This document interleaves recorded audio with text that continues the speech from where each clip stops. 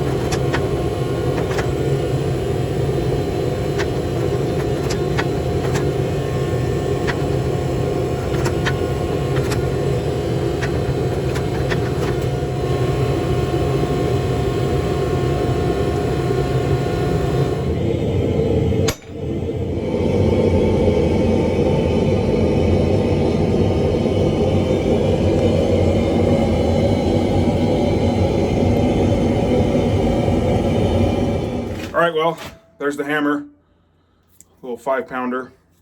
I think it came out pretty cool looking. That's the eye. So yeah, I really like this shape. Really simple, kind of like the classic sledgehammer style. I'm probably going to start adopting this style for all my rounding hammers.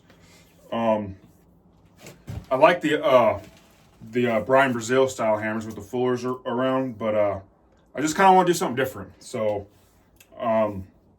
when I was forging out this little crossbeam here, I had when I had this shape going, I thought, man, that looks really cool. I kind of like that. I think you know, I think I'm gonna run with that and try to make a hammer that looks just like that. You know, so that's what I did, and that's what I got. So came out pretty good.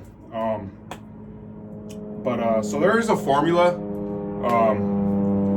Plane flying over, but there is a formula you can use where you can find out what kind of material you're using, the size of the material, and it'll give you a weight. So like if you're going to use 3-inch round at 3.5 inches, it'll tell you what the weight is. So I pretty much use that formula and go off of there. And I go a little, usually, we'll use a little more material just to make up for punching for losing the weight of the slug, scale, grinding. So I try to take that all into factors. So,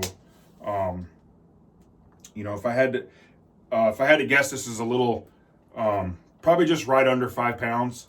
The person this is going to wanted a 4 to 5 pound hammer, so I just I didn't want to go a little too heavy, and I didn't want to go too light. So I can guarantee you this is probably right under 5 pounds. But also, I know I've said this before, but a lot of the hammers I make go to mechanics. This one's going to a welder. So if you notice some of my pictures that I post or whatever of hammers I make, and you notice the faces maybe aren't dressed properly like for a forging hammer, that's because it's not going to a smith, it's going to a mechanic. So most of the hammers and stuff I make go to mechanics, and because I'm a mechanic, so a lot of guys in my trade, they like what I do. They appreciate having a forged hammer, not a Chinese one, some hardware store hammer, which honestly work just fine, but they just think what I'm doing is cool, and they like the look of these, and so that's why I sell a lot of hammers to them. I've even sold hammers to mechanics down in the lower 48 too. But anyways, yeah, this is going to go to a welder. It's a good weight. I would like to make myself one. Anyways, so the larger one, this is probably 6 pounds. Yeah, so here's the you can see the difference. The face is a little smaller on this one, but I actually screwed up. This was supposed to be, the 3-inch was supposed to be a rounding hammer, but I don't know what I was doing. I got the shape going, and then I started drawing out drawing out one of the faces for the peen, and I was like, what am I doing? So at that point it was too late, so whatever. I guess I got myself a really large cross peen hammer, but that was a mistake. Oh well, but that's what I got out of it. So I'll have to make another one and make a rounding hammer out of it, but it'll basically be like this, but rounding hammer, but whatever. Anyways, yeah, so like I said, I basically made this video for the customer so they can see the whole process and see it come to life. But I mean, I'm not gonna film grinding it, heat treating, all that stuff. It's just started out as a piece of 2.5-inch round, and that's it. So anyways, I hope you guys enjoyed the video, and y'all have a good day.